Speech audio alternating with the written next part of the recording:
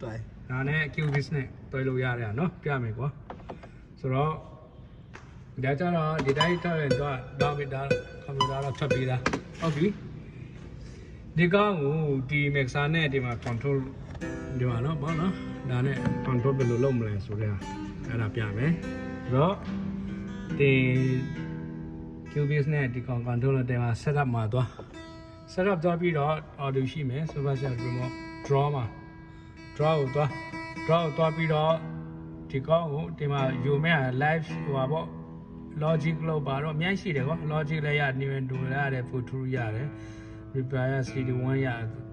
ကျွန်တော်တို့တုံးတဲ့ software က Cubase ရွေးမယ် Cubase ရွေးပြီးဒီမှာ draw and ဒါ online မယ်ပြီးတော့မှဒီကောင်ကိုမလုပ်မလဲဆိုတော့ဒါတော့ခဏဒီလိုက်ထားလိုက်ဟို Cubase မှာခဏသွားမယ်နော်ဒီကောင်ကိုဘယ်မှာသွားမလဲဆိုတော့ device setup မှာသွား device setup မှာသွားပြီးတော့ဒီကောင်ကို MIDI port setup မှာ add ဒီမှာ add လုပ်လိုက်ပါနော် add လုပ်ပြီး make key control ပြီးတော့နောက်တစ်ခု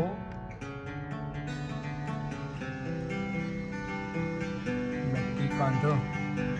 နော်ဒါက1 2ဒီမှာနော်ဒါ apply okay ဒါလုပ်လိုက်ပြီဆိုရင်ဒီဘက်ပြန်သွားမယ်ဒီဘက်ပြန်သွားပြီးတော့ဒီမှာ USB connect နော်ဒါနေမယ်ပြီးတော့ဒီကောင် to extender ဒါတော့ on off တစ်ခေါက်ပြန်လုပ်တယ်ပြီးတော့ lock okay ကျွန်တော်တို့ဒီဟာနဲ့ချိန်မချိန်ဒီမှာပြန်ကြည့်မယ် draw ချိန်နော်ဒီမှာချိန်တယ်ဒါနဲ့ဆိုရင်ဒီမှာ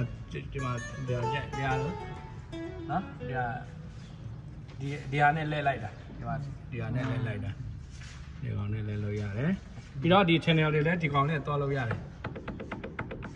ဟိုမှာနော်okay ဒါ recording ဆိုတာဒါတော့ဘာပေါ့ဒါ record လေဒီမှာ record site ပေးတယ်နော် stop play stop မြင်ရတယ်နော်ဒီလိုကဲဒီလိုနဲ့ဖမ်းကြတာ